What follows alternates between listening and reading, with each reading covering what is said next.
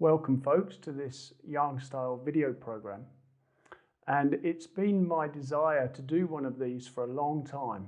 In fact, ever since I wrote my book, the Tai Chi Space, How to Move in Qigong and Tai Chi. I've been looking to do a program that explains in more detail, goes in more depth into those principles. And I really enjoy using the Yang Style Tai Chi form because the Yang Style really allows the expression of a lot of these principles. And so as we go through this program, we're going to go through the first section of the Yang Style form first. So that's the first section of the long form that you can use as a short form. And we're going to go through that twice. On the first cut, we're looking to lay down things like the structure of the form, the detail of the movements, how you shift weight, where you turn, what the arms do, how the arms move in relation to the torso and the legs. And also what your goalposts are, the ends of the postures, the final positions. And you need to know where these are, because the second cut of the form is when we go into circularity and flow. Now, people are either geared towards one or the other. The mechanics, the engineers of the world, they're there and they will make sure each movement is precise and correct. And the artists, they will be going more into how to flow through the movements. Both are required. And Tai Chi is built on circles. And so the first cut, you're going to see all the obvious circles, how the hand moves this way or how the arm scoops this way. And then the second cut, we're going to go through what are sometimes referred to as the hidden circles or the small circles. These little pieces that link everything together. Now, if you don't know where your goalposts are, then you can get lost in the source of this continuous fluidity through motion. But once you know where those goalposts are, and you can clearly define those goalposts and clearly define the structure of the movements, and then you lay in the small circles and the fluidity of the form, then the two combine and you get a structurally correct, fluid form. And this is what is going to ignite the circulation, production of qi, the circulation of blood and bodily fluids, and to get everything internally to move. So there's a number of things we're going to do in the first cut, and I want to point these out right from the get-go. The angles of the feet, the position of the feet and the position of the torso. Now, often in the Yang Style, there is a forward stance, and most people use a 45-degree back foot to a straightforward front foot. Now, this is fine if the body is open, but if you have tensions, especially in the lower back, hip, and the lower pelvic area, then this 45-degree angle puts a lot of demand on stretching open the body. So in the beginning, I tend to use a 30-degree angle, and you'll see this again and again as we go through the form. So we're going to be oscillating from 30 degrees to 60 degrees to 90 degrees. And in this way, you're going to take the pressure off the joints and the tendons and the ligaments of the body and allow you to stretch open the long muscles. Now, once the long muscles start stretching open and you open up the fascia of the body, then you can get deeper into the tendons and the ligaments. And so over time, you go from a 30-degree back foot to a 45-degree back foot, and sometimes even more to 60 degrees. But this depends on the flexibility, the softness, and the openness of an individual. Now, The other thing that we want to be considering right from the start is balancing the upper and the lower bodies. Now, most people in the modern world focus way too much on the upper body, what the hands are doing, what the arms are doing, and don't focus very much on the legs. And the legs are coming along for the ride. This is not how Tai Chi is performed. This is not how Qigong is performed. So what you're looking to do is build the structure of the lower body and get your legs and the turning of the waist to be what actually drives the movements, and then allow the arms to come along for the ride. So right from the beginning, let's consider one of the lines from the Tai Chi Classics. Now, the Tai Chi Classics is an ancient writing on the principles of Tai Chi. And this particular one says, power is generated in the legs, guided by the waist, and applied through the arms and the hands. And in this way, that allows you to see that the movement comes from the legs and it comes up the body through the waist and the spine and out to the hands and the fingers. And so in order to generate that, we need to know exactly what the legs are doing, and we also need to have the arms follow what the legs are doing. So as we go through this course, we're going to look at what the legs do, what the arms do, how they connect into one piece. Now, you're always moving in three-dimensional space. And so I will reference the 3 planes of motion to allow you to understand what each component is doing. And these are your 3 planes. You have the horizontal or transverse plane. You have the front-back vertical or sagittal plane. This is the bicycle wheel. If you're riding a bicycle, the bicycle wheel is going along the sagittal plane. And you have the vertical left-right or coronal plane.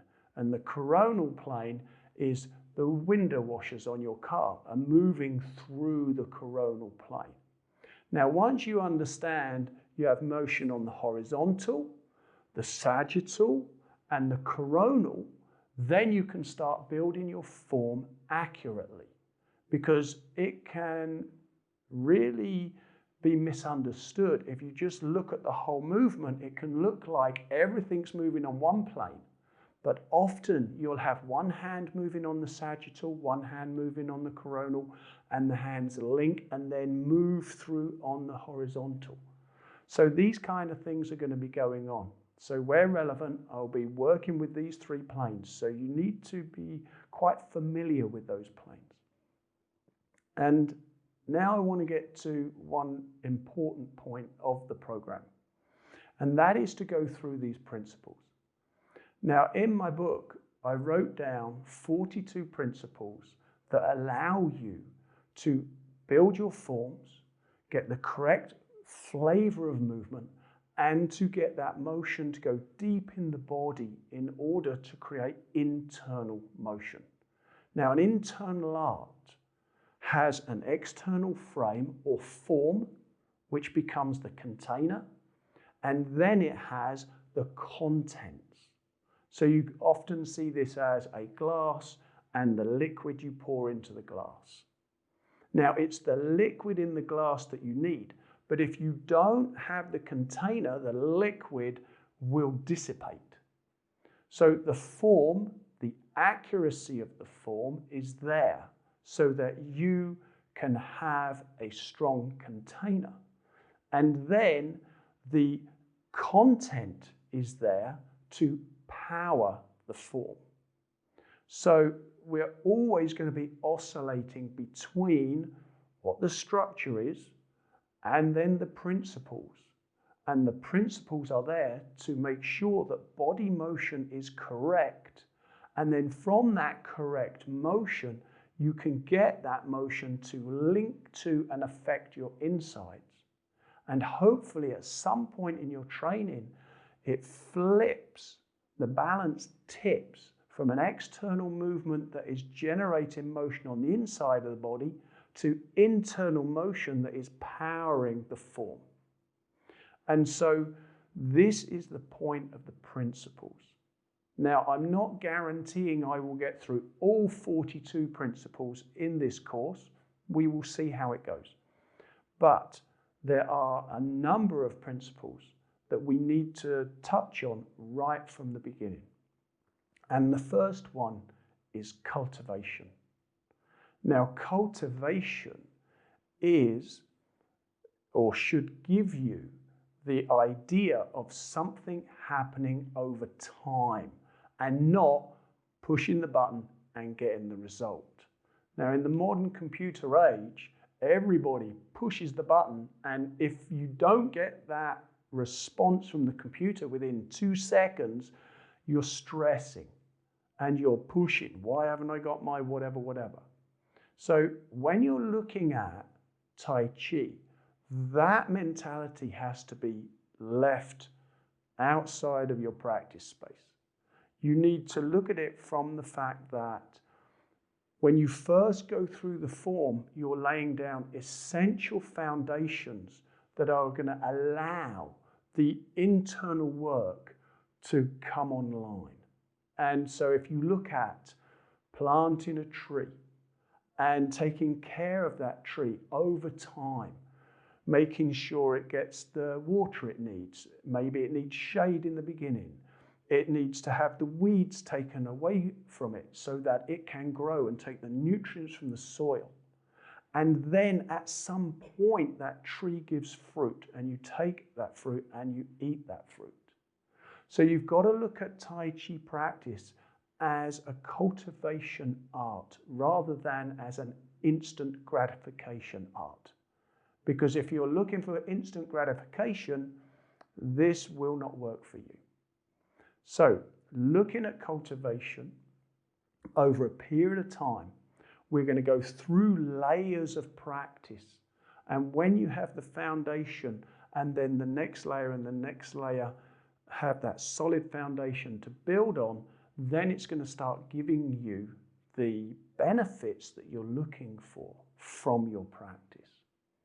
So you need to invest 6 months, 2 years into your training before you really start to see great results. But that doesn't mean you won't get some results. It's just that most people don't understand the full benefit that Qigong and Tai Chi can offer. And so they're looking for very small benefits, stress relief, or maybe their joints ache less, or whatever. But if you practice over time, it can completely transform how your body feels, how it functions, and you can actually grow a younger body. Now, personally, I have been through this process, and I've been training now for 33 years. And in those 33 years, I have seen many transformations that I would give up for no price. So my advice is take it slow, work through the program at your pace. When you're ready for the next lesson, move on and then absorb the next piece. And don't rush to the end. Okay? Good. Now, one more principle before we actually get up and start moving. And that is the rule of thirds. And the rule of thirds, sometimes I use the term 70%. 70% is around 2/3. And the whole point of this is that you only practice to 2/3 of your capacity. That means if you think you can train for an hour, you do 40 minutes. If you think you can stretch all the way out to here, you stretch out less. You always leave 1/3 or 30% in reserve. And in doing so, you don't use up all your energy. You actually generate more energy. 2/3 of your capacity will prevent you from causing injury, strain, stress, anxiety, and it will allow your body to open at a natural and comfortable pace.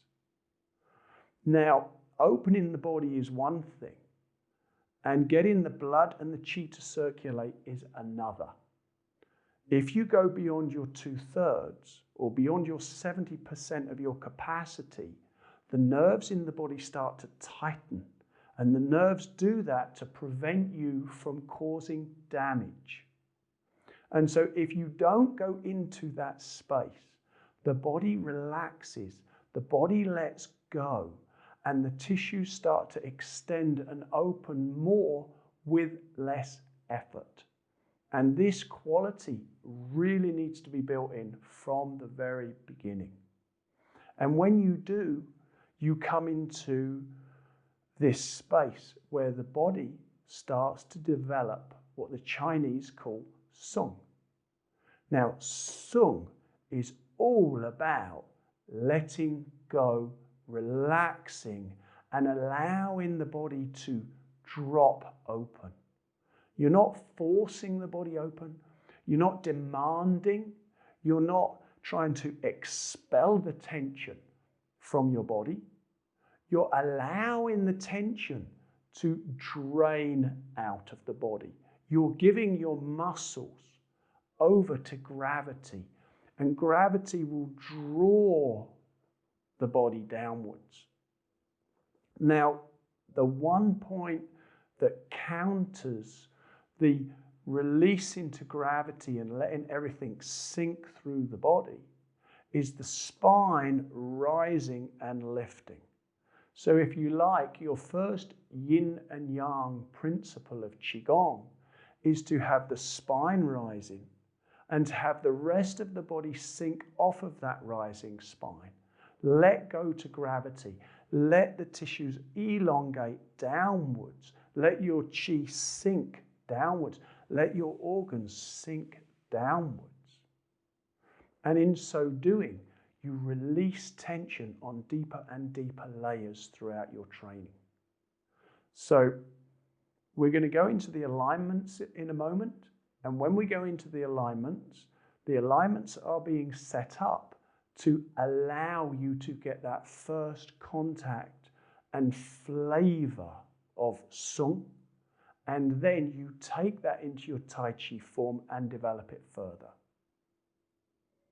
So, with all that said and done, I think that's plenty for the opener to the direction, the ideas, and the kind of quality of training we're looking for.